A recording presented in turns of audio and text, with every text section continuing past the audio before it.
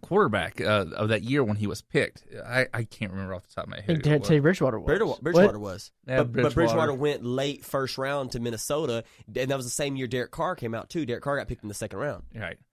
Number 2. Derek Carr. No. Carson Wentz. Dak Prescott is not on the list. Whoa now. See, that's like the third strike to this article. We shouldn't even finish reading Teddy it. Bridgewater's hurt. But this is, once again, this is if you're going to start your franchise somebody. Who's number, can we get a guess of our hint of who's number 2? Yeah, he likes crab legs. Jameis Winston. See, this I don't even want to, like, who's number 1? Derek Carr? Carson Wentz. Carson Wentz? No, not Carson Wentz. My older brother was a bust in the NFL. Derek Carr. Oh yeah. Wow. That see that kind of made it up for me. That number 1 did, but the rest of this, I kind of, except for Blake Bortles and Teddy Bridgewater. I like Teddy Bridgewater. I do too. He's not better than Dak. He's not better than Carson Wentz. He's not better than Marcus Mariota. He's not better than. I mean, that's there's only 3 or 4 guys guys that you've named, though. Well, I mean, he's not better than Jimmy Garoppolo. I'd take Jimmy Garoppolo over him. Oh, I'd take Bridgewater over him any day of the week. A healthy Bridgewater. I'm trying to think who else is on the list. I would take a lot of guys. Would you take Jameis over him? Yeah. Whoa. Yeah, I'd take Jameis Winston over Bridgewater. Yeah. Yeah. Jameis Winston's. I don't know. They're neck and neck to me. Yeah. He wouldn't have been. Teddy Bridgewater wouldn't. They're have not been in apples my and top oranges, but they're. How is Jared Goff ahead of Carson Wentz? He hasn't even played a game. That's a great. Just by the caliber, the talent caliber, I guess. I've already closed the articles. You guys are making it. You guys are getting so these mad. Random articles that David just pulls out of nowhere, and Okay, so power rankings. They've been released. Okay, today. But the rumor is Seattle is better than Dallas. I don't know. How much fact do you put into that? I think they're not. I don't think they are. I mean, they beat the Patriots in. They beat the Patriots at Foxborough. If the Patriots know how to call know how to call a last play, they don't go on the fade and they score a touchdown anyway. So, do you think that was pass interference? I don't think it was, but I'm always a proponent of even though I'm a Cowboys fan and they throw the fade to Dez all the time and from the goal in the red zone, I'm a proponent of don't throw the fade in the red zone. So that was screwy on their part anyway. But to go back to the point of no, I don't think it was interference. I think it was a good no call. Because if you look at it, Gronkowski initiated the contact. Yeah, it was both ways. Contact. Yeah, it was both ways. You can't. I don't think you can end the game on a penalty either. I don't know. I mean, that's just. I think you let him play. I think you let him play. Throw the flag. Right. They didn't throw the flag. The best thing to do is let the players.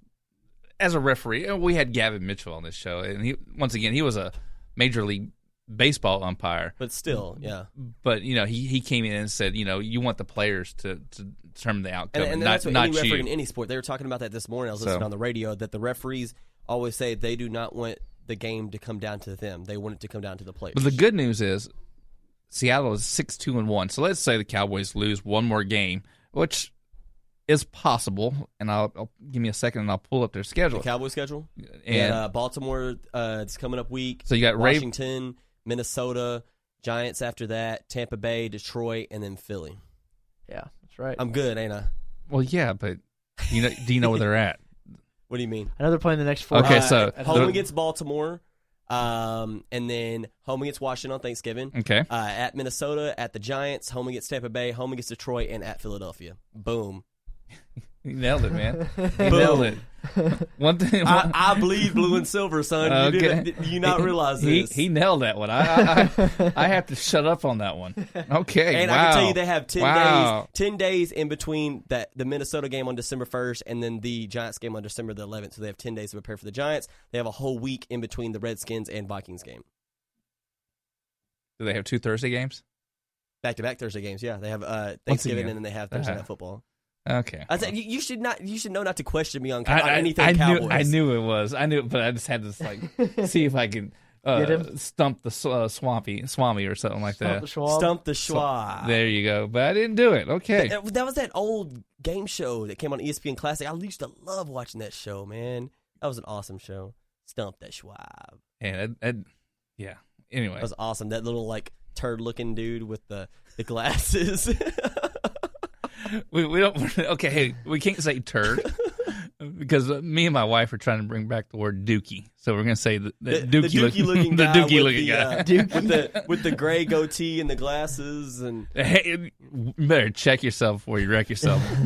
He kind of looked like David, but he had hair. So okay.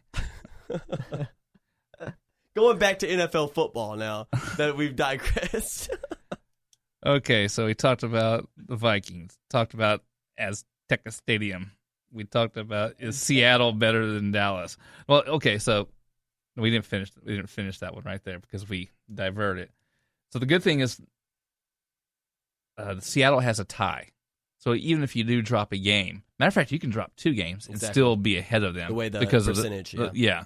So that tie kind of goes into the favor Cowboys, just in case something happens and play calling goes crazy for two games, or which it shouldn't, or their defense really shows up and shows how horrible they really are. Right. In case the offense doesn't control the ball like the Cowboys want to do, where they don't have to have their defense on the field as much. MVP of the NFL. Let's go Rookie of the Year and MVP NFL. picks. Okay. We doing offensive and defensive. We're gonna go. They do. They do offensive and defensive. We'll just stay on the offensive side because I'm gonna keep this Cowboy centric. Okay. I'm going offensive Rookie of the Year and MVP Ezekiel Elliott. The way he's playing right now, he's doing stuff that nobody's done in 20, 25, 30 years. Okay. And if he keeps on this pace... I somewhat agree with you. Exactly. If he keeps on this pace, I don't think there's nobody who can touch him when it comes to MVP and Offensive Rookie of the Year. The only person that could touch him would be a guy on his own team in Dak Prescott. I think, for me... Go ahead. Offensive Rookie of the Year, Ezekiel Elliott, MVP, Dak Prescott. Because Dak Prescott plays quarterback. He does so much more. He has to read the offense. He has to change the play. He does so much more than just throw the ball and read things. Ezekiel Elliott, I mean, he's great. He's got a great offensive line. Dak just hands him the ball. He goes. You just unleash him like a monster. I think it's the other way around, Kirk. You think so? I think Dak will get Rookie of the Year. And I think if Zeke keeps going the way he's going, and especially if he breaks Eric Dickerson's record, that's your MVP. I don't think the two Cowboys are that far ahead of anybody on the MVP race because you still got Matt Ryan who's playing well this year, Tom Brady, and Derek Carr. I think all 3 of those guys should be in the MVP conversation. I think Tom Brady will win the MVP. You think they'll give it to him? Even if the Cowboys keep going the way they're going? I think so. I don't think so. I still think there's, even though he's finally set those 4 games out for 2 years ago. I still think that knife it was stuck in, and then he's like, I'm not gonna. So it went in a little further, and then they're like, we're gonna take your franchise.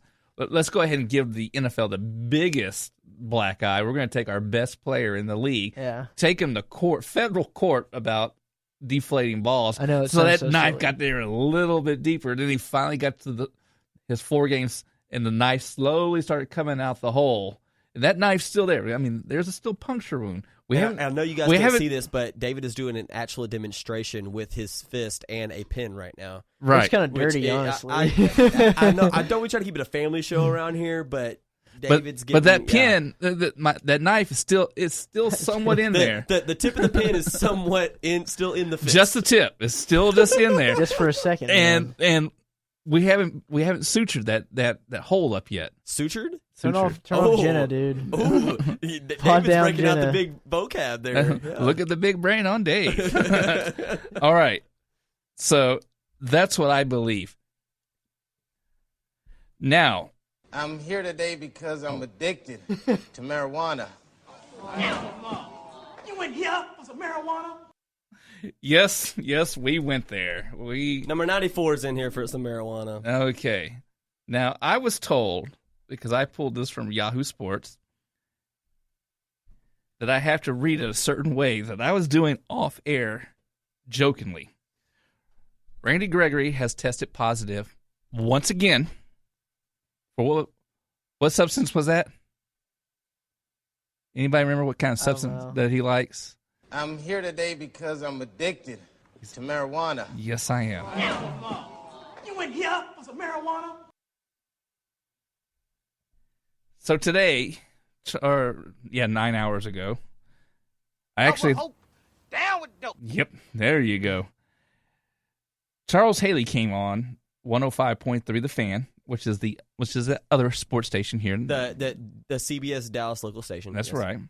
And he was with a good friend of mine, Corey Majors, when he said this. And I'm going to do my Charles Haley impression. Are you ready for some world-class vocalization? He gotta want it himself.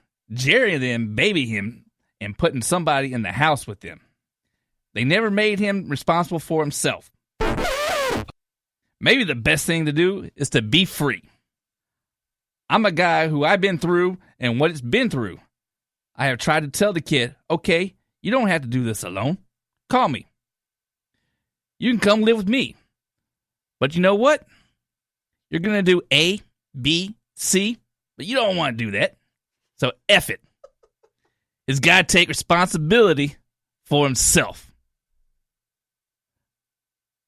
says Charles Haley. That was awesome. Was it? David Carson for the primetime Emmy. You know, once again, there's the racist thing of the year right there. I'm pretty racist. No, I'm not racist, but it sure did feel it when I was reading it that way. The games begin. So we talked earlier. You said the Cowboys do a great job drafting people. They do better recently than they have in the past. Yeah, definitely recently. Randy Gregory. Bust. How many games has he played? I think 5. No, because he's been in the league. Well, he had to sit out for 3 or 4 games. Yeah, he's been in the league 2 years, and that first year he was hurt. This but is he his came second back. year. This is his second year? Yeah. This is his second year. Okay. Yeah. That's right. Because last year he was hurt, and he then also had the marijuana problems as well. So yeah, so I would say probably maybe like 8 or 9 games. I don't feel sorry for this guy. Do you know how many games he's played for real? No, I mean I could look it up, they said but this is his 6th time failing a drug test. By the 6th time, you should get it. Yeah. If not, you don't deserve to play. These guys play a game for a job, and if you don't take that serious enough to be able to clean up your life and to be able to not be a repeated offender, then you don't deserve to play. And I think they should just cut him right now. But I don't know. Call Charles Haley. Yeah. I'll get you back on the right track. I don't think that's gonna. I think he said F him. I think that was the That was the whole gist of it. Yeah. Okay. So Randy Gregory, 2015, he played in 12 games. Oh, 12 games. 12 games. Oh yeah. No, excuse me. He was suited for 12 games, but he played in 11. 7 tackles, 4 for assists. Yeah, because he was coming in as the third pass rusher because that's when they had Hardy and they had Lawrence. No sacks. No nothing. Yeah. Well, did they put quarterback pressures in that stat sheet? See, because he was getting, like, I remember watching him a lot that he was pressuring the quarterback, but he wasn't getting there to get any like sacks or tackles or anything. So I'll give him a little bit of credit there. Probably only credit you give him is rolling a tight joint. I'll say that. Good old spliff, man. You ever seen the movie Pineapple Express? Would you call it a spliff there, Kirk? I called it a spliff. That's right. I've never heard of that. Spliff? A spliff, no. You never heard that before? No, go ahead and put me down. Another with this. another Kirk Jones term of the day there. A spliff is like a joint. It's like the British term Like a for a doobie? joint, I'm pretty sure. Oh, Yeah. okay. I didn't know that. Uh-huh. A spliff, yeah. I say, looks nice spliff. roll a spliff. But you ever see the movie Pineapple Express? Snickle Yes. Fritz. Oh, I don't remember that part. You don't remember that? I don't remember that part. Remember when he's over there and he's like, he